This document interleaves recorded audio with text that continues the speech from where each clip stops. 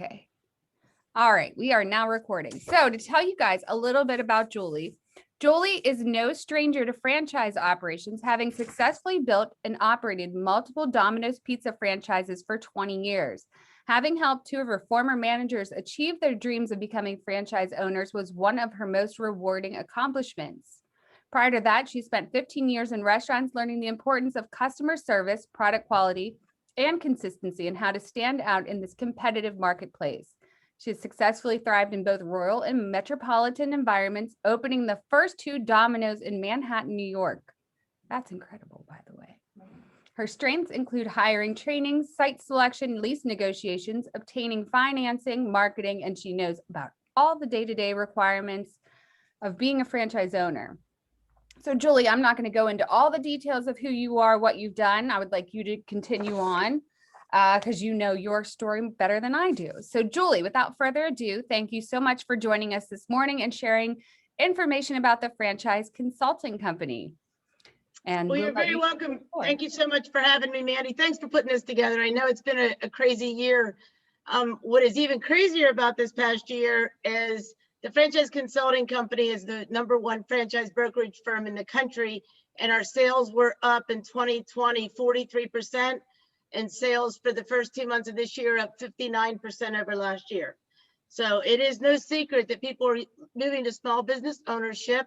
Statistics say that by 2030, 50% of people will actually work for themselves. And that was out there before we had a pandemic. So I think one of the great things that has happened from this pandemic is people have been given an opportunity to work from home. And I think people have just been crushing it. They're killing it. They're getting more done. They don't have to drive to get ready, go to the dry cleaner, pay for lunch. I mean, it's just better for the quality of your life, better for your children, better for your family. And, you know, franchise ownership, work from home is the #1 market people are getting into right now. About the restaurant thing, I would not recommend to my worst enemy that you get into restaurants. I've never tried to sell a restaurant. I don't even show the restaurants. I get in trouble because of that, because 16 hours a day, 7 days a week is bullshit.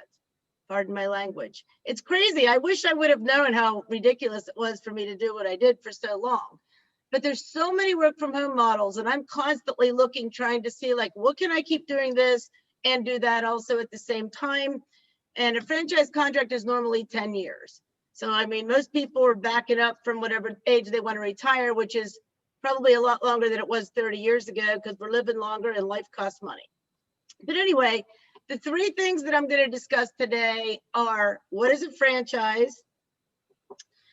I'm going to have to look at my list. How do I pay for the franchise? And do I have a small business that can be a franchise, which is huge. You've got to remember that Tom Monahan was this guy that grew up in an orphanage, and he started Domino's Pizza with his brother in 1966. He grew the business to over 17,000 stores internationally, 40 some countries. Domino's is everywhere. I started with them when they had 450 locations. And honestly, when I started with Domino's Pizza, you'd go hang flyers on the doors and the customer would call and say, "Are you really going to bring me a pizza?" You know, yeah, I think, really? I don't even believe you. They didn't believe us. I opened up the 5,000th store in Wall Street in Manhattan, and the company reached 15,000 while I was still a franchise owner, and they're now to 17,000 stores. Domino's Pizza is the iconic restaurant story. I didn't even realize how fascinating it was for me to watch the growth of this company. I look back on it now, and it's just phenomenal what happened. But most people think like, I don't even know. I don't even understand what a franchise is. And a franchise is selling you a licensing agreement to procedures and intellectual property that can be duplicated. So you were taking somebody else's business model, somebody else that, you know, Linda, you own your own business. You know, when you first start your own business, you make a lot of mistakes. You look back and I try this, I'm going to try this. Oh my God, I wish I had all that money back because I did it too. You're purchasing somebody else's successes. And that's the easiest way to put it. The failures are done. They figured out what to do. And the second part that has really come to light in the last year has been, it was phenomenal to watch the 400 companies that we represent hop to when this all happened. Like, we're locked down, we got to do things differently.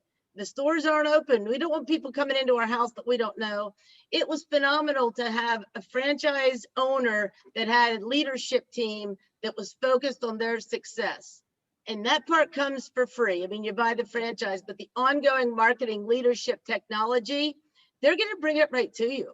And when you don't have that as a guide, I mean, it's very frightening. And I think the real value of a franchise has come into light in the past year.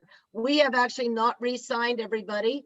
There's some companies that are struggling to grow right now. I mean, anything brick and mortar essentially is not surviving in all 50 states. Some states are doing great, some they're not. They're trying to figure out a way to do things differently. They're trying to figure out how they can best capitalize on this new normal, which I hate the term, but it's true. I mean, even in downtown Pittsburgh, it's phenomenal to me how you can go through there between 8 and 9 a.m. or from 5 to 6 p.m. and there's like really no traffic. So I don't think the businesses have closed. I think they're changing how they do business, which is going to be more profitable for the business itself to have less square footage. It's more profitable for the people working there. You can essentially make 30% less if you don't have that commute because you gain back time. And time is money, as you all know. Before I forget, my contact information is in the chat, my email, my phone, and a couple of links that we use to help educate people about the franchise world. I would really encourage you to go to the Franchise Journal. It's a magazine we started publishing in 2020. It has articles written by us consultants. It has companies advertising that we do not represent.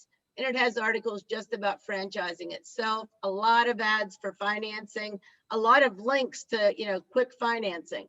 Let's move on to the money part of it all.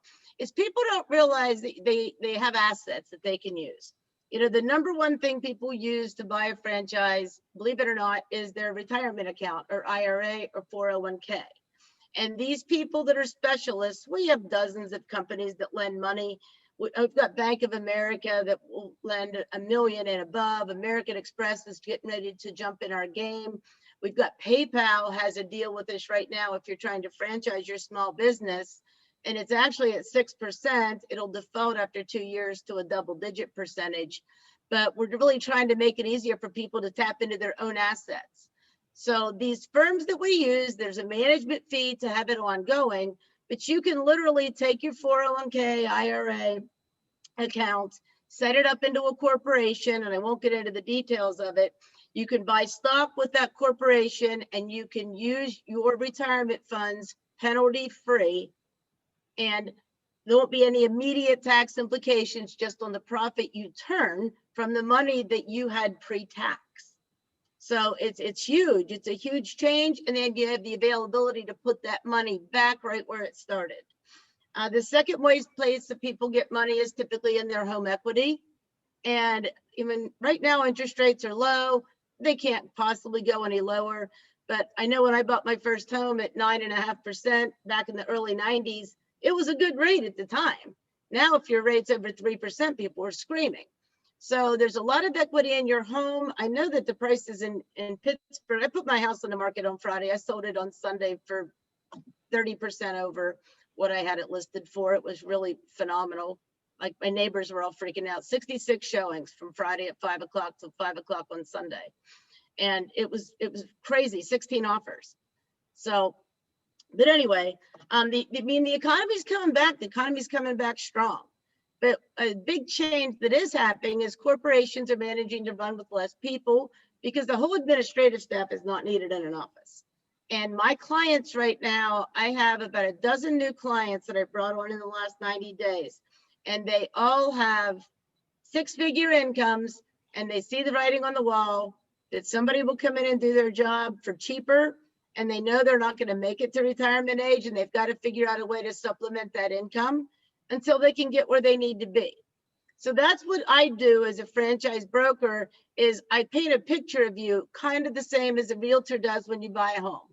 What school district would you like to be in? Do you need a lot of yard? Do you need it to be cheap? Do you need a garage?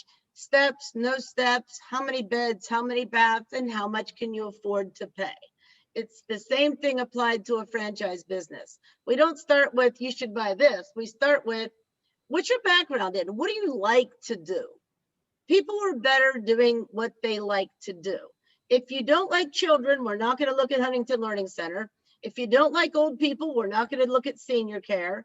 And if you're, if you don't like to work out, we're not going to look at gyms. And we're going to try to surround you by what you like to do and what you're really good at. Some people are great at managing people. A lot of engineers that come in, they have zero people skills, but they're smart as a whip. So they want numbers. They want numbers they can crunch and they can manage. And there's business models from you're a one-man show to you can build and scale and get another territory, another territory, another territory, where you're paying for a $30,000, $40,000 territory fee. But like if you're a Domino's, you're spending $300,000 building another location full of equipment and signing a 10-year lease and a $500,000 loan. So there's opportunity to grow and scale. And the big thing about a franchise is the end of the franchise contract, you get to sell it. And ideally, you're going to sell it for a ton more than you paid for it. And it's going to be based on a formula that throughout the franchise investigation process, I'm going to teach you how to find out about this company. It's going to be kind of like you're dating, but you get to talk to the person you're dating's all their former dates. So you get to find out the background. And the guys always think that's hilarious, but it's true because you get to talk to people that currently own said franchise. And an example, just if you're standing in Bridgeville looking around, Philly Pretzel is a franchise that we rep. Pet Supplies Plus is a franchise that we rep. And you guys all know that Pizza Hut, which we don't rep, the big restaurant companies don't use consultants. They're about 90% of promote from within, or big money people come in that have been in the restaurant business in the past. If you go get your hair cut, it's Supercuts or Great Clips, it's likely owned by a local franchise owner. Century 21 and Remax are almost all franchise owned. 7-Elevens, which I'm dating myself here, they were preliminarily franchise owned. So I think you probably do business with a franchise company all day, every day. Because I hear people say to me all the time here, I don't want to go to a chain. I want to go to something somebody owns. And I'm like, I owned Domino's for 20 years and I lived and worked the same town I owned the Domino's. You were supporting local business by calling Domino's. Somebody's singing? Okay. Man, I don't think I have. No singing. But again, the other way you can borrow money is, I'm gonna have to look here, is cash. I actually did 2 deals for cash this year. I don't know why these people didn't borrow money at 3% interest. The SBA is changing the way they lend money. And again, very quick to step up along with the PPP is the SBA came in with, there's some stipulations and amounts of loans, but an SBA loan is now, as of February 17th, 2021, if you get an SBA loan, the government will make the first 3 payments of principal and interest.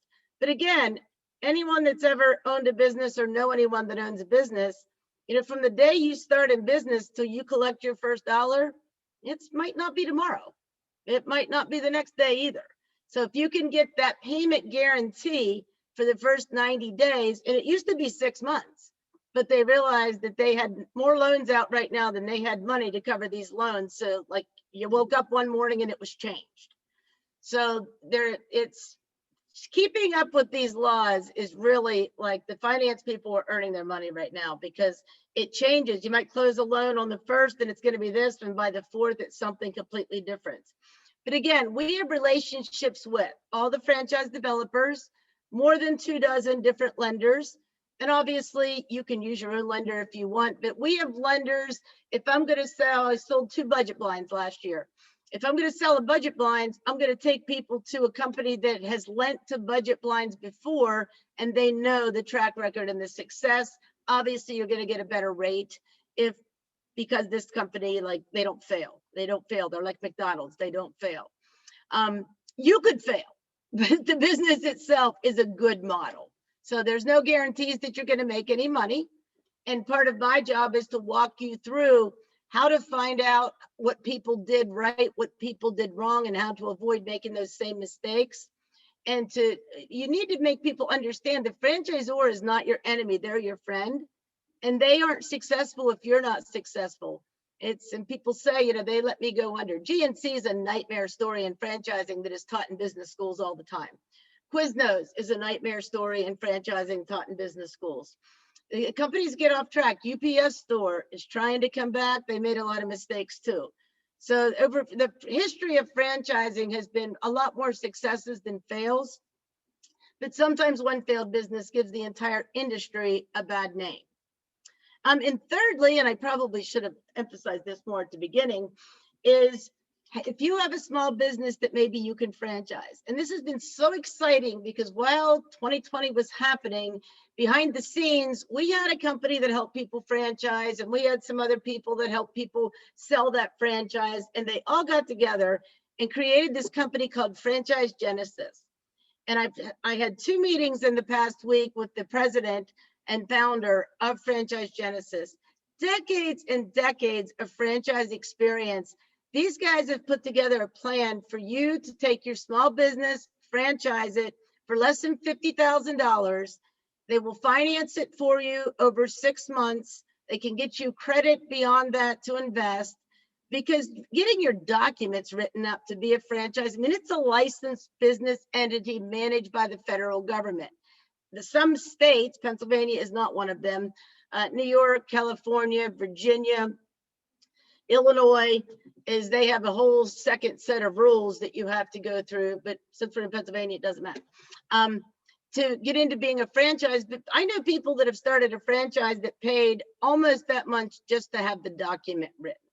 So they've taken this into 5 steps. It's completely free to talk to them multiple times. And if you know anybody that just wants to see, could I franchise this business?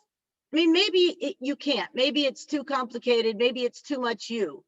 You can't clone yourself. But if you can duplicate the business with a blueprint, with suppliers, with a plan, with a marketing strategy, with technology that can grow, somebody else can do it for you, pay you money for your business plan, and pay you residual income through what we call royalties, which is a percentage of sales, not profits. So that's another misconception in franchising, is people think, oh, I only have to pay on what I make money on. Now, you could be losing money and you still have to pay. So the business model's designed to be profitable, but when the price of cheese went up, I didn't pay Domino's any less money. I just made less. But Domino's got me a fantastic price on cheese that was literally 50 cents on the dollar what the pizza guy down the street was buying his cheese for. So again, another benefit of the franchise system. These guys are ready to go. They're really, I have another networking group here in Pittsburgh. I met the guy and they're already in conversations with Franchise Genesis about could they possibly be a franchise business to scale. So it's super exciting. And they'll talk to anybody. There's no criteria. There's a questionnaire to help get you focused on what they're going to ask you. But if you have a business that you think you could teach somebody else how to do, send the people to me. You come to me yourself and I'll make the introduction. You don't know. And everybody thinks I'm not ready. Well, you don't even know what you need to do to get ready. So you need to talk to people before you get ready, because what is getting ready? So it really depends on what your business is. And again, back to just to answer the question, what is a franchise? A franchise is a business license where you're selling other people's intellectual property, product, and services. So anything could be a franchise. So I don't know, unless you're super specialized, it's going to be some money and there's a huge time investment. So not everybody should be trying to call me about this. But if you do have something or know somebody that does, I would appreciate the referral. I could talk for hours. So does anybody have any questions? Nothing? Somebody ask a question. Hey, Craig, go ahead. What's the best franchises around right now? I know you've mentioned some names that were good, bad. I know you mentioned people. Any that are really, really happening right now? The number one franchise sales item right now is senior care. The statistics on how many people are turning 65 every day are very high. We represent 20 companies, maybe 18, maybe 21, that are in the senior care space. And there's 3 big categories. There is the how to make the home fit for someone to age in, which is very hot right now from the obvious. And half of those sales are stair lifts, but just the grab bars. I know that, you go to your parents' house and you look around, there's rugs, there's cords. It's like, how did they live this long? And just making the home safe. And that's, before people stop going to nursing homes. We have companies that just place people in senior care facilities. Some of those are day facilities just to socialize, just to get people out of the house. Some go there for rehab. As you know, the broken hip in the rehab is probably the #1, but any surgery anymore, the hospital kicks you out, but you're not ready to go home. So people get referrals for those businesses, permanent placement in facilities, which I know right now the idea of going to a nursing facility without absolutely having to is a little raw to us all. But eventually the filtration systems are going to be in place. Everyone's going to be vaccinated. Life's not going to change completely. It'll all come back around. And then there's how many levels of care at home. We have some that do 10 different revenue streams with companion care, shower and assist care, to RN care, administering drugs. And it would be the last step before hospice. And other ones don't touch anything medical. Some are self-pay, some are Medicare pay. We've got a couple of our franchise models that have relationships with the VA. And that has just been marvelous because there's a lot of government money available to our veterans. People don't know how to get it. It's really an education process. It's not that it's not there, but people don't know how to get it. And it's very valuable to hire these people. And then there's advocacy care, where you live in California, your mom and dad are in Boston, you can't leave. You've got teenagers, they need to go to school, hopefully one day. They have sporting events, they have friends. I can't just go pick up and take care of mom. So you can hire somebody for, every day, once a week, once a month care. And these franchises train you how to get a rapport with that institution where they know Joe's coming in to check on Mrs. Cooper, and he's going to be here once every week, and I better damn Skippy be taking care of Mrs. Cooper. So there's almost a psychological effect of, people will respect what you inspect. It's very good for peace of mind for the child that is having someone taken care of. It's very good for the person because they have the same person coming to check on them periodically. It's a business that is so rewarding. Anything in senior care is really, really super rewarding. And you can sell them for a pretty high dollar. Yes, if you're going to do 24-hour care, it's all 24 hours, all 7 days of the week. So the first couple years, you're going to work your tail off. But the model is created so that you can put somebody in place to be a manager. My cousin, who actually financed my Domino's pizza purchase, him and his wife have one. I have not seen them together in 11 years. One of them always stays behind, not out of need as much as out of choice. They just are very, very close to all their employees and patients. And again, since the pandemic, they can't get too far away. They're afraid they can't get back. So yes, the other is anything to do with the home, interior, exterior. I mean, I think this work from home thing is probably going to be permanent in certain industries. People have not spent as much money and they're making improvements in their home. And I mean, roofing and lawn care and painting and upgrades and organization and, anything that you can do to your house that you'd pay somebody else to do. And then there's a handful of just kind of handyman type services that you can tap into every stream of income, or you can just do one because the need is there. I mean, like a plumber in Pittsburgh, you couldn't have enough plumbers in Pittsburgh, but hopefully one day the plumbing will all be fixed. But anyway, so yeah. I wanted to ask something about that. The advocates, are they able to go into the nursing homes right now? I mean, and for the past how many months? Are somebody in like Florida that, and in Texas they can. And quite frankly, 43% of franchise sales in the last half of last year through our company was in Florida and Texas. So yes, there's a little bit of a spike there. Again, the utilization of Zoom. I know that a lot of people have those grandpads or the iPads that are like for grandparents, but they're really easy to use.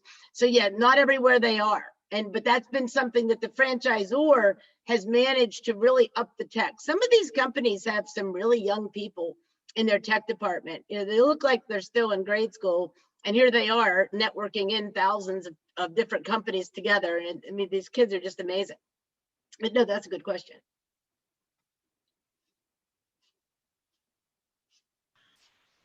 All right. Any other questions?